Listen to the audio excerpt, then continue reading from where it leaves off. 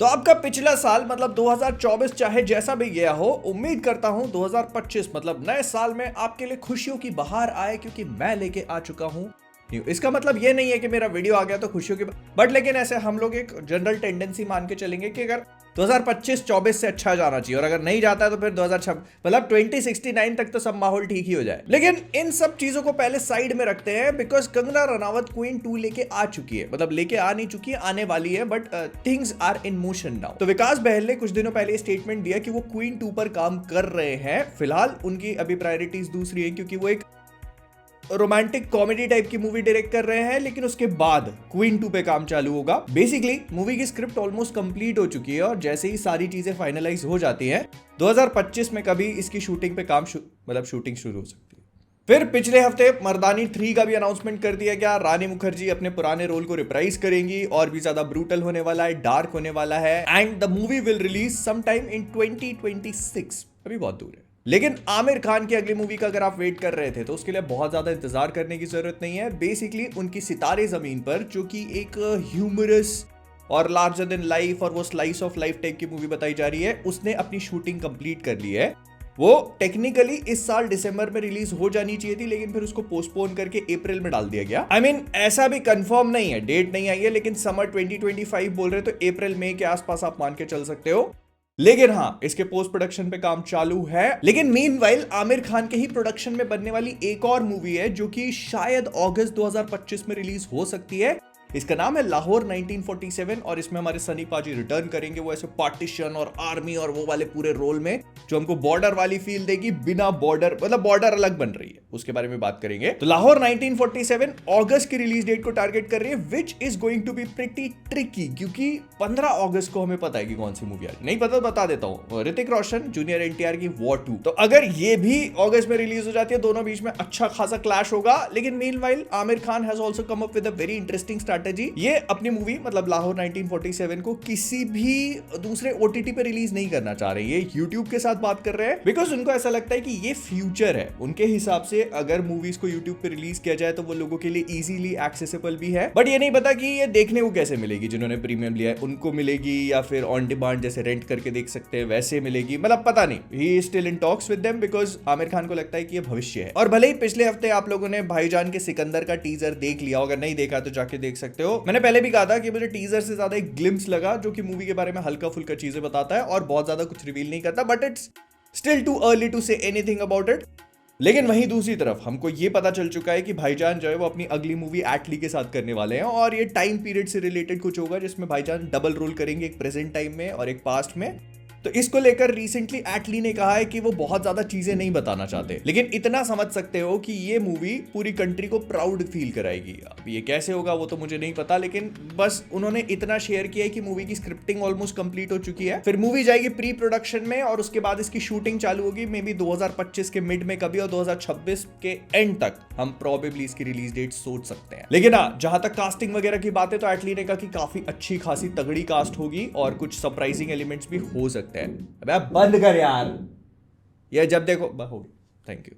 But हाँ, साथ ही साथ उन्होंने ये भी कहा कि वो अभी बहुत ज्यादा चीजों को रिवील नहीं कर सकते। वरुण धवन जो उनके साथ में बेबी जॉन प्रमोट कर रहे थे, उन्होंने कहा कि उन्होंने थोड़ी बहुत ग्लिम्सेस देखी है मूवी की, और नरेशन वगैरह सुना हुआ है, तो उनके हिसाब से movie is going to be fantastic. Speaking of baby John, तो एटली ने भले ही वरुण धवन को एक ब्लॉकबस्टर प्रॉमिस करी हो, लेकिन ये काइंड ऑफ एक डिजास्टर सी साबित हो रही है, विच आई डोंट नो। मतलब ये साउथ मूवी का रीमेक था, तो काफी हद तक एक्सपेक्टेड होना चाहिए था, because remakes are not working any more. तो इसने अपने पहले हफ्ते में जो अभी तक का कलेक्शन है लगभग 30 करोड़ के आसपास का किया, उससे ज्यादा नहीं, विच मतलब अच्छा नहीं है। फिर दे दे प्यार दे 2, जिसमें अजय देवगन होंगे, उसको लव रंजन डायरेक्ट कर रहे हैं, जिन्होंने प्यार का पंचनामा वाली पूरी सीरीज डायरेक्ट करी थी। वो उसकी रिलीज डेट कंफर्म कर चुके हैं। उन्होंने कहा कि 14 नवंबर को ये मूवी रिलीज हो जाएगी 2025 में। सो या बस बता दे रहा हूं। लेकिन आयुष्मान खुराना के लिए चीजें काफी अच्छी लग रही हैं, क्योंकि सबसे पहले तो वो एक थ्रिलर मूवी में काम करने वाले हैं। इसको यशराज फिल्म्स प्रोड्यूस करेंगे, and the movie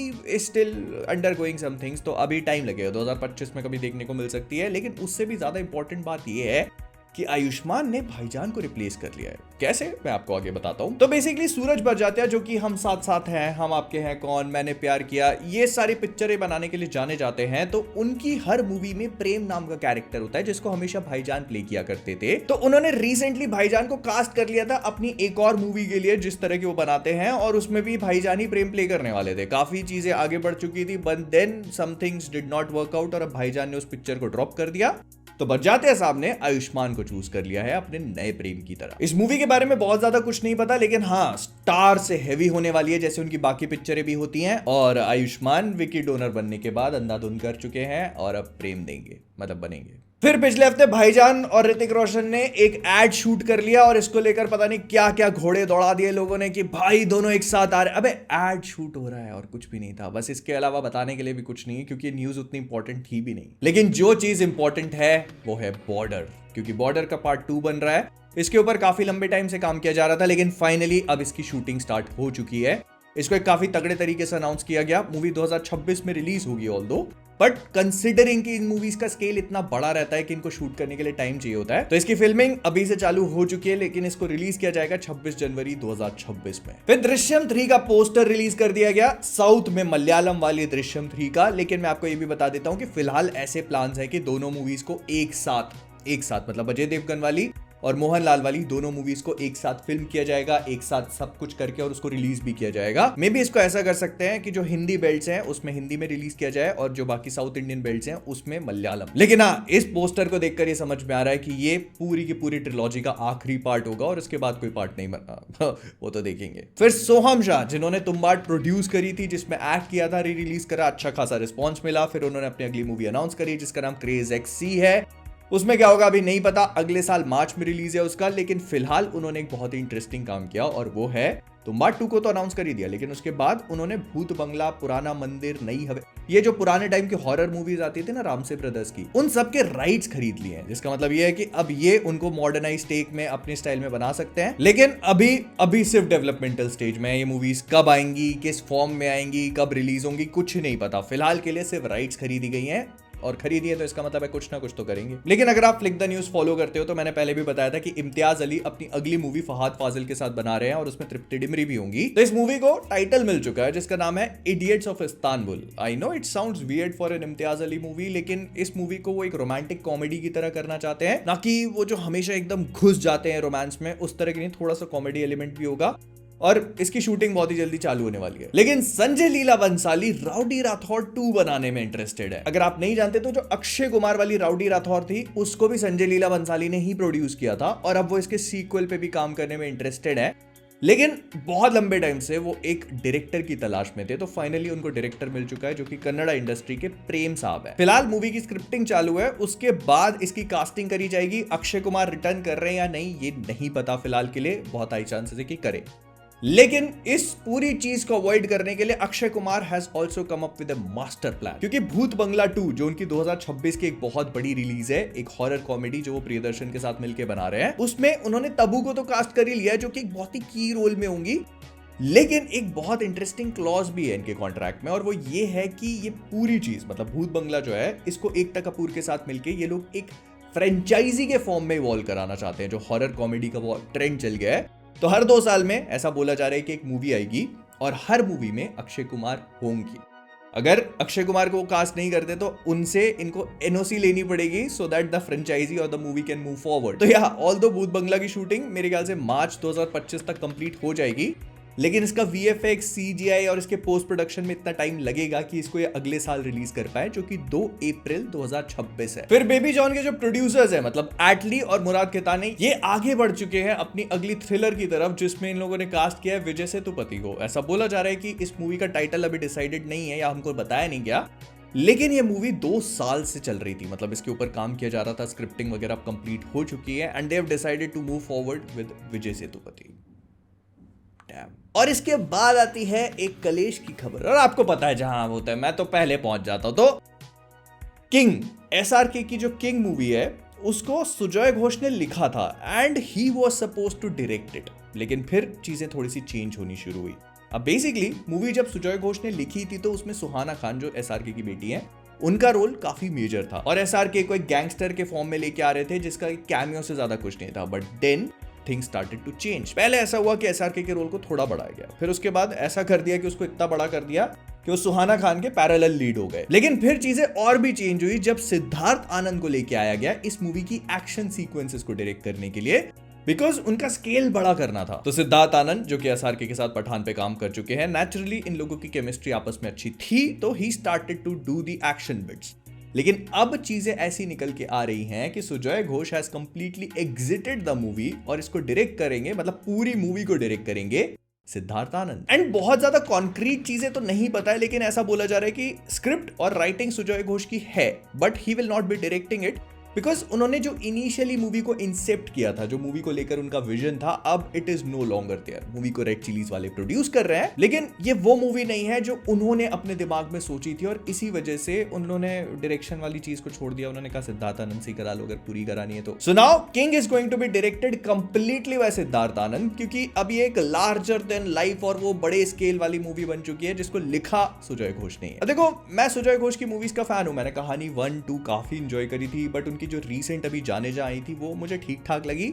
so I am on the fence with this one. आप लोग बताना आपका क्या थॉट है इसके बारे में। लेकिन ज्यादा चीजें सोचने का मौका नहीं दूंगा क्योंकि अगली खबर और भी ज्यादा बेहतरीन है। मैं बात कर रहा हूं एसएस राजामौली की अगली मूवी जो महेश बाबू के साथ मिलकर बना रहे हैं, एंड उसकी फीमेल कास्टिंग के लिए इन्होंने प्रियंका चोपड़ा को कास्ट कर लिया, जो मुझे इनिशियली थोड़ा सा अजीब लगा था, but then I gradually started to realise कि इसमें राजामौली साहब का विजन क्या है। वो इस मूवी को पूरे world wide pan world release करना चाहते हैं और एक ग्लोबल इवेंट के फॉर्म में दिखाना चाहते हैं, विच कैन एक्चुअली वर्क अगर उसमें एक ऐसी स्टार होंगी जो कि इंटरनेशनल लेवल पे काम, मतलब एक नोन फेस होगा इंटरनेशनल लेवल पे। तो I think this could be the reason, other than कि वो अच्छी एक्टिंग भी कर लेती हैं। और in case you guys don't know, तो राजामौली साहब की ये वाली मूवी जो होगी एक जंगल एडवेंचर होगा, which is going to be थोड़ा इंडियाना जोन्स, और जिन लोगों ने अनचार्टेड की गेम्स खेले हुए हैं थोड़ा बहुत उस टाइप के रोल को फॉलो करेगा। मूवी की शूटिंग मार्च अप्रैल 2025 से स्टार्ट हो जाएगी, but it will be released in 2027 as a huge global event. और इसी चीज के लिए राजामौली साहब जो है वो डिज्नी, सोनी सबसे बात कर रहे हैं ताकि इसको एक बड़े रिलीज के फॉर्म में किया जाए पूरे ग्लोबली, वर्ल्ड वाइड। फिर अगर आप क्रिश 4 का इंतजार कर रहे थे तो I might have some news for you. ऐसा बोला जा रहा है कि क्रिश 4 पे पिछले 2 साल से काम चल रहा है, मतलब उसकी स्क्रिप्टिंग और उसको और ग्रैंड कैसे बनाना है, कैसे इंटरेस्टिंग बनाना है, ये सारी चीजों पे काम चल रहा है। But now they are very close to shooting it. Maybe 2025 में इसकी शूटिंग स्टार्ट हो जाए और हमको 2027 तक क्रिश 4 देखने को मिल सकती है। इसकी स्क्रिप्ट को फाइन ट्यून कर रहे हैं करण मल्होत्रा, जिन्होंने इससे पहले ऋतिक के साथ अग्निपथ में काम किया था, मतलब डायरेक्ट करी थी। फिर इसके बाद इन्होंने ब्रदर्स डायरेक्ट करी, शमशेरा करी। सो hopping something good out of it, मतलब वो ऐसे ग्रैंड स्केल वाली मूवी बनाने का पोटेंशियल कैरी करते हैं। एंड क्रिश 4 के मामले में हम कोई कॉम्प्रोमाइज नहीं चाहते। लेकिन एक बात और भी है, ऋतिक रोशन जब तक बाल नहीं बढ़ाएंगे तब तक मैं मानूंगा नहीं। लेकिन अब बात करी जाए कुछ इंपॉर्टेंट, और वो है प्रभास की अगली मूवी स्पिरिट के बारे में। इस मूवी को संदीप रेड्डी वांगा डायरेक्ट कर रहे हैं, हम ये तो जानते ही हैं, लेकिन इसमें विलन कौन प्ले करेगा इसको लेकर एक थोड़ी सी मिस्ट्री बनी हुई है। पहले डॉन ली ने अपनी इंस्टाग्राम स्टोरी डाल दी थी जिससे कंफर्म हो गया था कि वो प्रभास की इस मूवी में विलन है। लेकिन अब रिसेंटली ये सुनने में आ रहा है कि इसमें सैफ अली खान, करीना कपूर और मृणाल ठाकुर को कास्ट कर लिया गया है। मृणाल ठाकुर बेसिकली प्रभास के साथ में मिलकर काम करेंगी, लेकिन सैफ अली खान और करीना जो है वो दोनों नेगेटिव रोल्स में होंगे। मतलब तैमूर के मम्मी पापा इधर खून चूसने आएंगे प्रभास का स्पिरिट में, and Vanga ji has got something very special plan for them.